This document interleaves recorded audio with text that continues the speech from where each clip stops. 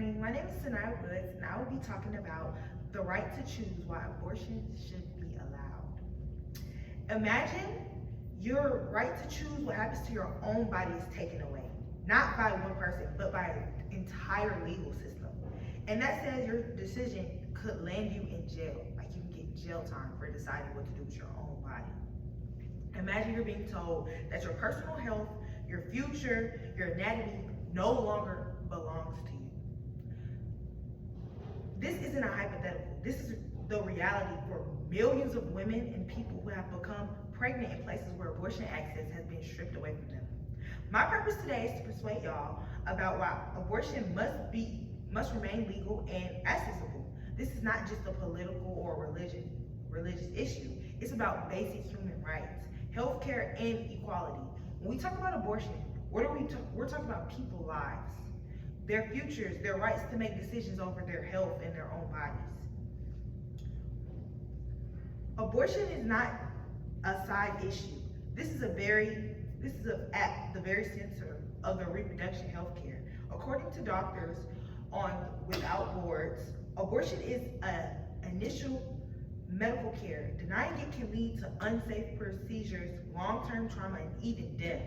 Women facing pregnancies that they cannot complete, or fetal problems, or lifelong trauma, or even death, need safe access to abortion services to survive. The idea of outlawing abortion saves lives is not just misleading, it's dangerous. Some people argue that abortion is an alternative that solves a problem without ending the life. But this comprehension ignores the key fact: adoption happens after childbirth. Abortion is the right to not be pregnant in the first place. It stops people from going through the trauma of birth or even not surviving birth.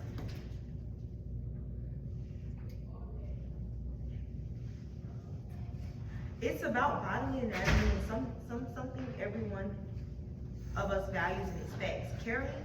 Choosing to carry a pregnancy, initially an unwanted or unsafe one, is not okay.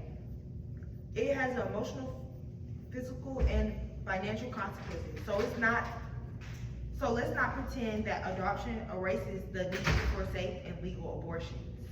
Beyond the physical health risks, abortion accesses are fundamentally the matter of rights and freedom. When a country or state criminalizes abortion, it doesn't make the procedures harder to get. It actively undermines the legal and social status of a woman.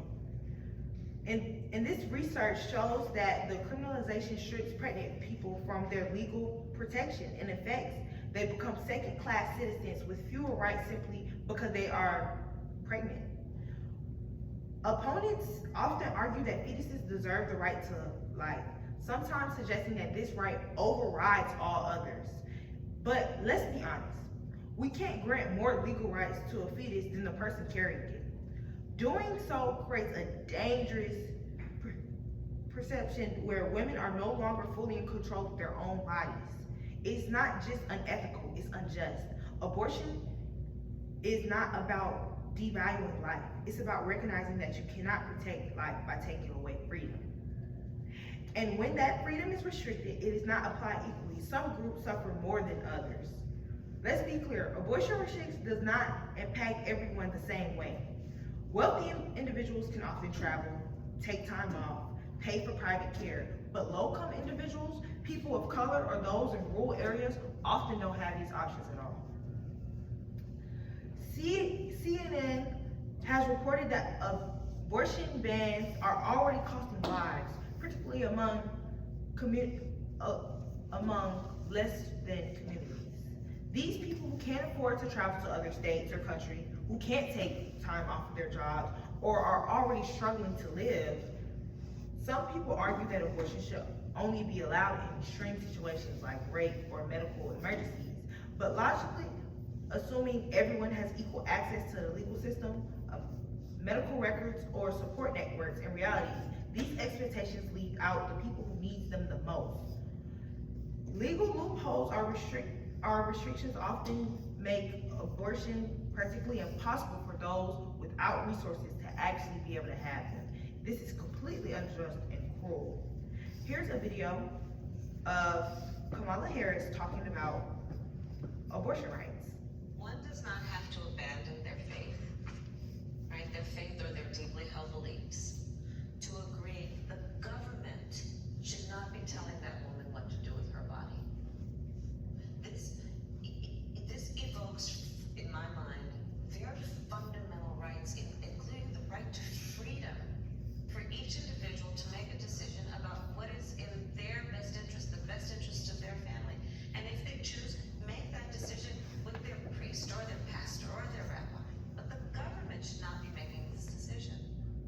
On the mifepristone issue, it's politicians finding a court, targeting a specific court that they thought would be helpful to them, to take a medication off the market which was approved 20 years ago by the Federal Drug Administration.